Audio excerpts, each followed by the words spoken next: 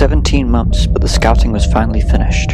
As Peters was reeled back into the ship by Mackenzie, the two felt a sense of satisfaction. Being the first explorers in the nebula was an astonishing feeling, especially since the first time in humanity's history, the universe finally seemed to have been completely charted.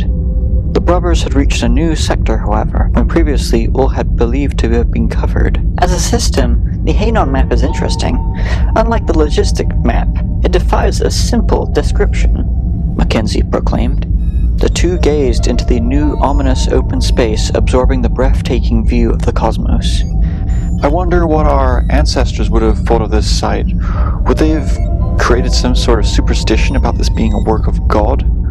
Or would they have been too caught up in the universe's magnificence to even process complex theories? Peters pondered upon entering the airlock of the ship.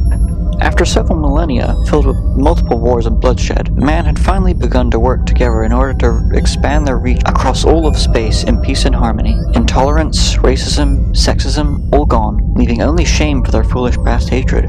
These ideas had disappeared from the two explorers time long before they were even born. For now, the Earth and its inhabitants were content in simply acknowledging their own miraculous existence and the enlightening beauty of science.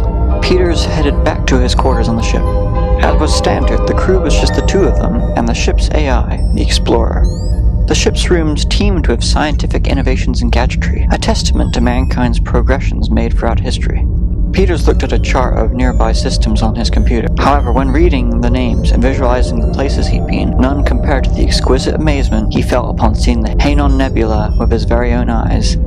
For the first time outside the simulation, its ethereal magnitude compelled them to slow so they may take in its majesty. Suddenly, Explorer's voice began beaming over the telecom. Energy buildup. Straight ahead. Evasive maneuvers are advised. Mackenzie converged with Peters in the cockpit. The two gazed out to see a line of 10 planets in a row, all pitch black with no visible features on any of them, and only a faint glowing outline from behind to illuminate their mass in the abyss of space. What? This is impossible. There's no way there could be life so far out here. There's just no explanation, Mackenzie shouted. Even better then. Don't you realize the potential? Just imagine the kind of awards we'll get from mapping a whole new section of the map that everybody else somehow overlooked, Peters assured. I know what you mean, but this is foolish. Any kind of cosmic phenomena could be lurking among those stars. It must be some sort of illusion. We can't afford to let those kind of unpredictable variables interfere with our mapping. By this point, society began raising its offspring to believe the only way that universal peace would ever be everlasting is if everyone shared the same ideology. That if everyone understood enough about science and every facet of nature's design, and eventually the past atrocities would be inconceivable, let alone repeated. It was at this point the inquisitive scientist Samuel Peters felt content not knowing. In fact, he felt as if a voice was guiding him, telling him to stay away from these appearing planetoids, to gaze from afar at their beauty. Mackenzie, however, eased the ship closer to the new planets as Peters grew more and more concerned.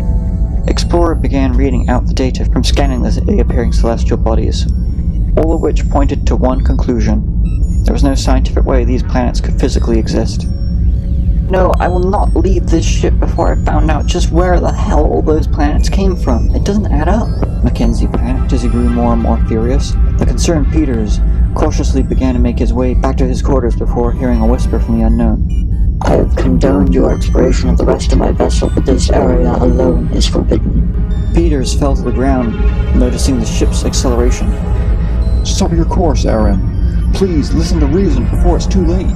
Immediately, the memories of comfort Peters felt just a minute prior began to morph into something resembling guilt, as if the two travelers were intruding upon sacred ground. At first, the black planets began to grow at an alarming rate, expanding the total of Earth's moon's landmass to its already cyclopean size in mere seconds. The light, which was once eclipsed by the planet's surface, began to dim, getting less and less visible with every inch the ship came closer. Instead, a different pulsating light began emanating like a fire within the center of the large abyssal satellite, leaving only an outline of a perfectly circular island of blackness directly centered. Aaron Mackenzie shrieked in horror. Is that an eye? Before Mackenzie could speak any further, a form of madness took him as the iris moved spontaneously to focus on the ebony pupil upon him. Mackenzie threw himself out of the chair in a miraculous hope Peters would be able to catch him. But even Mackenzie's unraveling mental state wasn't enough to break Peters' concentration towards what the immense size of this creature must be. With the sound of scraping metal, suddenly the ship began to cave in, almost in unison with the growing bright flares from that thing, until the final pressure let up in a great white flash. The two explorers were enveloped in a sea of whiteness for what felt like days. Upon awakening, they found their ship completely powerless, with no record of the dizzying experience they just underwent outside of Mackenzie's warped catatonic hysteria, and a message found on Peter's personal computer reading, You must accept some mysteries will never be solved by your arrogance and science, even after an eternity.